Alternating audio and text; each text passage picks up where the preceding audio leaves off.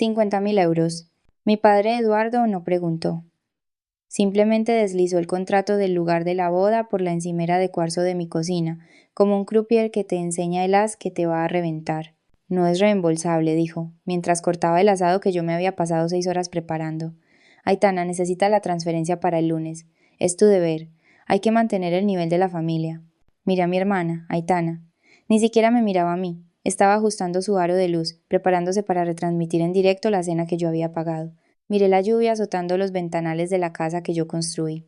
Esto no era un ensayo para la cena de Navidad, era una negociación con rehenes. No grité, no lloré, solo miré la factura. La niebla en mi cabeza no apareció, se disipó. Fue el momento en que los cimientos se agrietaron. ¿Alguna vez ha sido el plan de pensiones de unos padres que se negaron a ahorrar para sí mismos? Dejad un sí en los comentarios si sabéis exactamente lo que pesa esa carga. Salí de la cocina. No di un portazo. La integridad estructural requiere equilibrio, y yo no estaba lista para dejar que todo se derrumbara. Todavía no. Caminé por el pasillo hasta el cuarto de invitados, mi cuarto. Hace 2 años era el cuarto de invitados. Luego Elisa, mi madre, decidió que la suite principal tenía mejor luz para su yoga matutino. No preguntó, simplemente movió mi ropa. Cuando llegué a casa después de una inspección de obra de 10 horas, mis cosas estaban en cajas en el pasillo. Es solo temporal, Dalia me había dicho, dándome una palmadita en la mejilla. Hasta que nos recuperemos. Temporal. Esa fue la palabra que usaron hace 3 años, cuando Eduardo perdió sus ahorros para la jubilación en una supuesta inversión inmobiliaria infalible en la Costa del Sol. 2 meses, dijeron. Solo hasta que el mercado se dé la vuelta. 3 años son 1095 días. Me senté en la cama individual, con el colchón demasiado blando para mi espalda, y escuché la lluvia golpear el tejado. Yo diseñé este tejado. Elegí el metal con junta alzada porque podía soportar los aguaceros del norte. Yo vertí los cimientos de hormigón con mi propio dinero. Yo pagué por cada viga de acero, cada panel de vidrio templado, cada centímetro de este santuario. Construí esta casa para que fuera mi fortaleza, y se convirtió en mi cárcel. Durante 3 años había sido la socia silenciosa de su estilo de vida. Yo pagaba la hipoteca, pagaba las facturas, pagaba los gastos imprevistos de la tarjeta de crédito que, de alguna manera, siempre sumaban 3.500 euros al mes. Solo la compra y lo esencial, decía mi madre, mientras llevaba puesto un jersey nuevo de cachemir. ¿Y qué recibía a cambio? Críticas. Trabajas demasiado, decía Eduardo, sirviéndose un whisky que yo había pagado. No me extraña que estés soltera. Estás casada con tus planos. Se burlaban del mismo trabajo que mantenía las luces encendidas. ¿Por qué me quedé? ¿Por qué dejé que me vaciaran así? Durante mucho tiempo pensé que era amor. Pensé que estaba siendo la buena hija. Pero sentada allí, en la oscuridad, me di cuenta de que no era amor. Era adiestramiento. Los psicólogos lo llaman indefensión aprendida, pero eso no encaja del todo conmigo. Yo no estaba indefensa. Era hiperfuncional. Era la cadena invisible de la superviviente. Al crecer, yo era la que arreglaba las cosas. Cuando el mercado inmobiliario se desplomó en 2008 y mis padres se vinieron abajo, yo era la niña de 12 años que hacía la cena. Yo era la que no necesitaba zapatos nuevos para que Aitana pudiera tener clases de baile. Fui condicionada a creer que mi valor dependía enteramente de mi utilidad. Yo no era una persona para ellos, era un muro de carga. Y a un muro no se le dan las gracias por estar de pie. Solo te fijas en él cuando se resquebraja. Había construido una jaula con mi propia competencia. Pensé que si trabajaba más duro, si pagaba más, al final me verían. Al final dirían, gracias Dalia, nos salvaste. Pero no veían a una salvadora. Veían un recurso. Y los recursos no reciben gratitud, se consumen. Miré al techo. El pladur era impecable, acabado de nivel 5. Exigía la perfección a mis contratistas. ¿Por qué exigía tan poco a las personas que se suponía que debían quererme? La lluvia martilleaba con más fuerza. Mañana era la fecha límite. 50.000 euros. Cerré los ojos. La integridad estructural estaba fallando. Era hora de una demolición controlada. La luz de la mañana suele traer claridad. Esta mañana trajo pruebas. Entré en la cocina a las 6. La casa estaba en silencio, salvo por el zumbido de la nevera. Mi madre, Elisa, había dejado su iPad en la encimera de cuarzo, junto a su infusión a medio terminar. La pantalla estaba oscura, pero cuando dejé mi taza de café, una notificación la iluminó. El círculo dorado. Aitana, ¿de verdad que va a pagar? Le da demasiado miedo perdernos. La curiosidad es una arquitecta peligrosa. Construye puentes que no deberías cruzar. No aparté la mirada. Deslicé el dedo. La contraseña era mi fecha de nacimiento. Irónico, teniendo en cuenta que llevaban 4 años sin celebrarlo. Abrí el hilo de mensajes. El círculo dorado. 3 miembros. Eduardo, Elisa, Aitana. Subí por la conversación. No era solo un chat, era un dossier de desprecio. Eduardo, seguid presionando. El cajero automático está de morros hoy, pero soltará la pasta. Siempre lo hace. Elisa. Dios, qué escena más agotadora. Le visteis la cara cuando mencionamos lo del sitio. Se cree que es la única que trabaja. Aitana. En cuanto pague la boda, tenemos que convencerla de que ponga la casa de invitados a mi nombre legalmente. Le viene mejor para los impuestos, ¿no? Papá, tú puedes vendérselo. Eduardo, dejádmelo a mí, es una lumbreras con los planos, pero para la familia es idiota. Me quedé allí, de pie, la luz fría de la pantalla iluminando la cocina que yo había alicatado con mis propias manos. Leí las palabras de nuevo. El cajero automático. Idiota. De morros. Durante 3 años me había convencido de que su forma de coger era una forma de necesitar. Me dije a mí misma que se estaban ahogando y yo era el salvavidas. Pero al mirar esas burbujas azules me di cuenta de que no era una salvadora, era un objetivo. Esto no era necesidad, era depredación. No se quedaban aquí porque no tuvieran a dónde ir, se quedaban aquí porque era cómodo y porque yo era conveniente. Habían construido toda una economía alrededor de mi culpa. Estaban apostando en contra de mi autoestima, vendiendo en corto mi dignidad para financiar un estilo de vida que no se habían ganado en 2 décadas. La tristeza que había sentido la noche anterior, ese dolor pesado y húmedo de una hija que solo quería ser amada, se evaporó. No se desvaneció. Se quemó al instante como la niebla bajo un soplete. En su lugar se instaló un sentimiento diferente. Era frío. Era geométrico. Era la sensación que tenía cuando miraba una obra estructuralmente inestable y sabía, con absoluta certeza, que la única solución era demolerlo todo. No borré los mensajes. Reenvié todo el historial del chat a mi nube segura. Preservación de pruebas. Dejé el iPad exactamente donde lo encontré. Tomé un sorbo de mi café. Estaba solo, amargo y perfecto. Querían una boda. Querían una casa. Querían un legado. Les daría exactamente lo que se merecían. Fui a mi estudio y abrí la caja fuerte. Saqué el archivo que había preparado hacía un mes, el que había dudado en firmar porque una pequeña y estúpida parte de mí todavía esperaba que cambiaran. Firmé la última página. La tinta aún estaba húmeda cuando oí pasos en el piso de arriba. La demolición estaba aprobada. La cena se reanudó. El asado seguía en el centro de la mesa, enfriándose sin que nadie lo hubiera tocado. Eduardo se aclaró la garganta. Era un sonido que conocía bien, el preámbulo de una exigencia disfrazada de consejo. Aitana necesita el número de confirmación del depósito del local, Dalia. La transferencia, ¿la has enviado? Cogió el tenedor y pinchó una patata. No me miró, daba por sentada mi obediencia. Siempre lo hacía. Me levanté. Apoyé las manos sobre la encimera de cuarzo. Estaba fría al tacto, me anclaba. No odié. El tenedor se detuvo a medio camino de su boca. Elisa levantó la vista de su ensalada. Aitana dejó de escribir en el móvil. El silencio no estaba vacío, estaba presurizado. ¿Perdona? La voz de Eduardo bajó una octava. ¿Qué has dicho? He dicho que no. No voy a pagar 50.000 euros por una boda. No voy a pagar el local. No voy a pagar el vestido. El banco está cerrado. Aitana soltó una risa, un sonido agudo y quebradizo. Papá, ya está otra vez con lo mismo. Intentando arruinar el momento porque está celosa, dile que pare. Eduardo dejó el tenedor. Su cara enrojeció, los capilares de sus mejillas se expandieron. Siéntate, Dalia. Estás siendo una egoísta. Este es el futuro de tu hermana. Si le das la espalda a esta obligación familiar, le estás dando la espalda a esta familia. ¿Entiendes? Si no pagas, estás fuera. La amenaza quedó suspendida en el aire.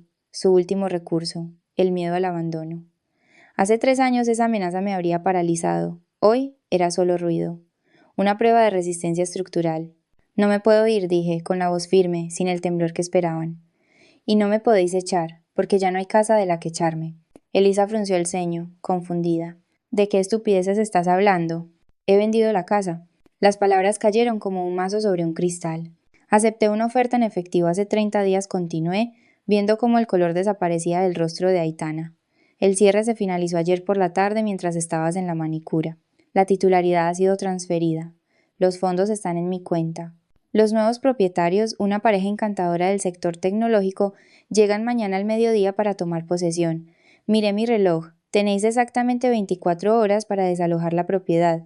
Por un momento nadie se movió. Me miraban con una mezcla de horror y un victimismo genuino y desconcertado. Los psicólogos llaman a esto la trampa de la crueldad normalizada. Es una forma específica de disonancia cognitiva. Cuando permites que la gente te explote durante suficiente tiempo, tu generosidad deja de ser un regalo y se convierte en un derecho adquirido. Normalizan el robo. Reescriben el código moral para que tus recursos se conviertan en sus derechos. Al ver la cara de Eduardo me di cuenta de que no se sentía como un gorrón al que acababan de pillar, se sentía como un propietario al que acababan de robar. En su mente mi trabajo era su activo. Al vender la casa sin su permiso no solo había tomado una decisión financiera, había malversado lo que él creía que le pertenecía por el mero hecho de ser mi padre. Golpeó la mesa con el puño. Los cubiertos saltaron. «No puedes vender nuestra casa», rugió. «Vivimos aquí. Vosotros os quedáis aquí, corregí. Yo viví aquí. Yo pagaba la hipoteca. Yo pagaba los impuestos. Yo pagaba las reparaciones. Y ahora la he vendido». «Esto es ilegal», chilló Aitana, poniéndose de pie. «No puedes simplemente echarnos. Tenemos derechos. Derechos de ocupas». «En realidad», no dije, sacando un documento doblado del bolsillo de mi chaqueta. Lo deslicé sobre la mesa, justo al lado del asado. «Este es el acuerdo de ocupación que firmasteis hace 3 años para poder recibir el correo aquí». Cláusula 4. Los invitados residen por un periodo inferior a 30 días y no ostentan derechos de arrendamiento. Lo tengo compulsado ante notario. Eduardo arrebató el papel. Lo partió por la mitad. «No me voy», escupió, «y tu madre tampoco. Vas a arreglar esto. Vas a llamar a los compradores y a cancelar la venta. El trato está cerrado, papá. La escritura está registrada. Si seguís aquí a las 12 y 1 de mañana, los nuevos propietarios tienen derecho a llamar a la policía para que desaloje a los intrusos. Y lo harán. Les advertí sobre los ocupas. Arrimé mi sila. Ya he empaquetado lo esencial. La mudanza llega a las 8 de la mañana para los muebles. Os sugiero que empecéis a empaquetar. Acumuláis muchas cosas para gente que solo estaba de paso. Les di la espalda. Detrás de mí oí el sollozo de Aitana, el estruendo de un plato al estrellarse contra el suelo y a Eduardo gritando mi nombre. No me detuve. Subí las escaleras hacia el cuarto de invitados. Cerré la puerta con llave. La demolición había comenzado. La mudanza llegó a las 7:55. La precisión es algo hermoso. Había contratado un equipo de traslados comerciales, del tipo que mueve sedes de empresas, no apartamentos. No les importaba el hombre en albornoz que gritaba bloqueando el pasillo. Les importaba el manifiesto. Y el manifiesto decía, empaquetar todo lo que no esté etiquetado como propietaria. Eduardo intentaba ordenarle al capataz que parara. Usaba su voz de agente inmobiliario de la vieja escuela, la que le servía para cerrar tratos en los 90. «Esta es mi propiedad», gritaba, aferrado a una cafetera. «No he autorizado esto». El capataz me miró. Asentí. Él le quitó suavemente la cafetera de las manos a Eduardo y la metió en una caja marcada como «Cocina, varios». Era una demolición, pero eficiente. Aitana, sin embargo, no estaba empaquetando. Estaba produciendo.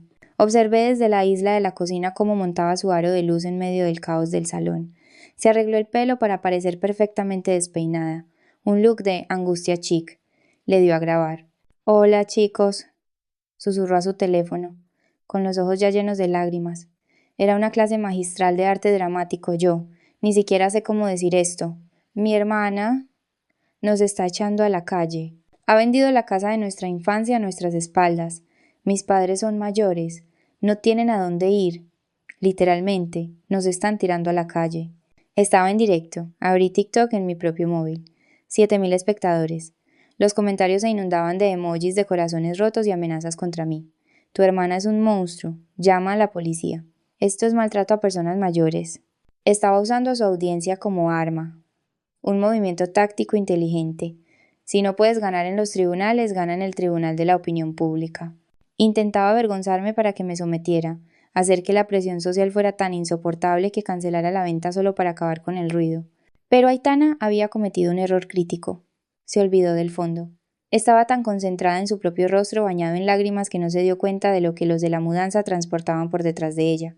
En el minuto 4:12, un operario pasó cargando un juego de baúles de Louis Vuitton, lo esencial de Elisa. En el minuto 4:18, otro sacó una vinoteca a medida, climatizada, llena de botellas que costaban más que mi primer coche. En el minuto 4:30, Eduardo irrumpió en el plano, persiguiendo a un operario que llevaba sus palos de golf Titleist de edición limitada. «Cuidado con eso», gritó. «Ese juego de hierros vale 3.500 euros». El chat se detuvo. Luego giró. «Espera, ¿eso es un baúl vintage de LV? 3.500 euros en palos de golf. ¿No estaban en la miseria? Porque el padre sin hogar lleva un albornoz de seda. Dice que vendió su casa, pero la hermana es la que paga la mudanza, a nombre de quién está la escritura. Vi cómo la marea cambiaba en tiempo real. No fue un cambio lento, fue una luz. La compasión se evaporó, reemplazada por el escrutinio feroz del detective de Internet. Vieron las discrepancias. Vieron el derecho adquirido. Aitana también lo vio. Sus ojos se desviaron hacia el chat. Su rostro palideció. La angustia chic fue reemplazada por pánico real. No, chicos, no lo entendéis, tartamudeó, tratando de bloquear la vista de los operarios que sacaban un televisor OLED de 70 pulgadas. Esas cosas son viejas. Lo estamos perdiendo todo. Un usuario comentó: parece que estás perdiendo a tu sugar mama, no tu casa. Otro comentó: soy arquitecto. Esas vigas son a medida. Es una casa de varios millones de euros. Si tu hermana es la dueña, ella no es la villana. La ocupa eres tú. Aitana terminó la transmisión. Miró el teléfono, con las manos temblando, me miró a mí. Lo has arruinado, siseó. Yo no he hecho nada, dije, bebiendo un sorbo de agua. Solo he dejado que entrara la luz. La que ha encendido la cámara has sido tú. Había intentado destruir mi reputación. En cambio, había retransmitido su propio fraude al mundo. La fachada de víctima se había desmoronado, aplastada bajo el peso de su propio equipaje de lujo. La última caja se cargó a las 9:15. Mi casa estaba vacía, resonando con el fantasma de 3 años de ruido ingrato.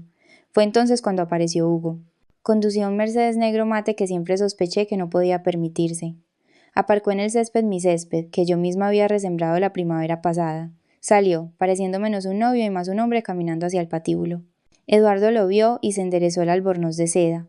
Vio un salvavidas. En la mente de mi padre, Hugo era el generador de respaldo. Si yo no pagaba, seguramente el futuro yerno con el coche brillante y el trabajo de consultor lo haría. Hugo, bramó Eduardo cruzando el césped, pasando por encima de una caja etiquetada como Elisa Zapatos. Gracias a Dios, ha habido un malentendido. Dalia está sufriendo una crisis nerviosa. Necesitamos que reserves una suite en el Palace. 2 habitaciones y necesitamos que envíes esa transferencia para el local hoy mismo. Hugo se quedó helado. Miró el camión de la mudanza. Miró a Aitana, cuyo rímel corría por su cara en riachuelos de tinta negra. Me miró a mí, de pie tranquilamente en el porche con mi café. No se llevó la mano a la cartera. Se llevó las manos a la cabeza. No puedo, susurró. No seas modesto, dijo Eduardo, dándole una palmada en el hombro. Te lo devolveremos cuando el mercado se recupere. Cárgalo a la tarjeta negra. No tengo una tarjeta negra, Eduardo, espetó Hugo. El barniz se resquebrajó. No tengo una suite en el Palace. No tengo 50.000 euros. El silencio en el césped fue absoluto. Incluso los de la mudanza se detuvieron a escuchar. ¿De qué estás hablando?, preguntó Elisa con la voz temblorosa.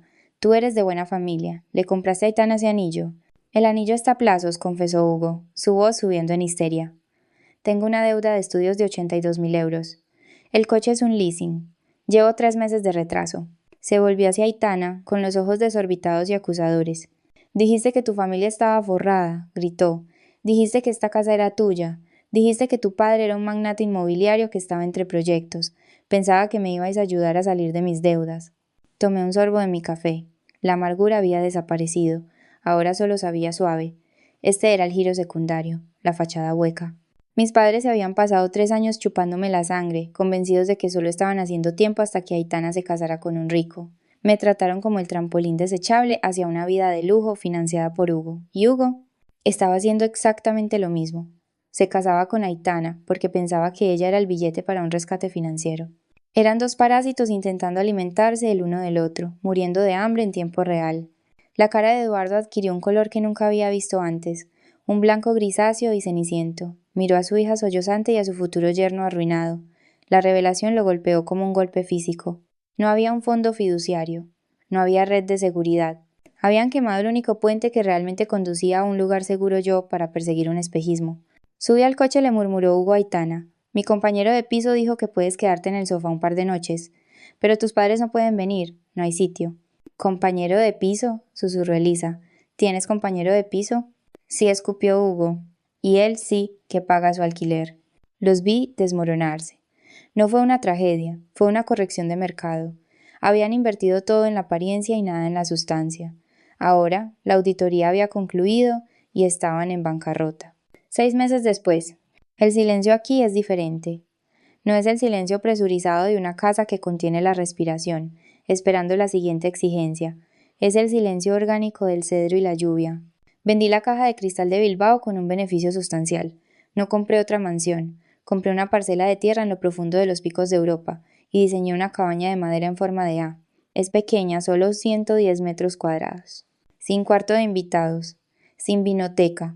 Solo un estudio para mi mesa de dibujo y una chimenea que tira perfectamente. No he hablado con Eduardo ni con Elisa desde que los de la mudanza cerraron las puertas del camión. Pero sé dónde están. La precisión requiere seguimiento.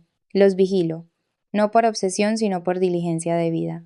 Un ingeniero de estructura siempre supervisa la capacidad de carga de un sitio declarado en ruinas. Viven en un apartamento de una habitación en Baracaldo. La vinoteca no cabía, así que la vendieron para pagar la fianza. Eduardo trabaja dando la bienvenida en un Leroy Merlin. Imagino que es humillante llevar un delantal naranja y dirigir a los clientes al pasillo de la madera cuando solías fingir ser el dueño de todo el edificio. Elisa trabaja introduciendo datos. Aitana ha vuelto al mercado, pero su cotización se ha desplomado. El directo fue un fracaso tan espectacular que tuvo que borrar sus cuentas. Trabaja como recepcionista en una peluquería, buscando al próximo Hugo. Pero Hugo se ha ido, enterrado bajo su propia deuda y vergüenza. Están sobreviviendo, pero son pequeños. ¿Y yo? Miré el extracto bancario en mi escritorio. 50.000 euros. Ese era el presupuesto de la boda. El rescate. Podría haberme comprado un coche nuevo. Podría haberme ido de viaje a las Maldivas. Pero quería construir algo permanente. Establecí la beca Libertad. Es un fondo de becas específico para estudiantes de arquitectura que son económicamente independientes debido a un distanciamiento familiar. Paga la matrícula, pero también la terapia. Paga la fianza para un primer piso. Esta es la justicia del sembrador.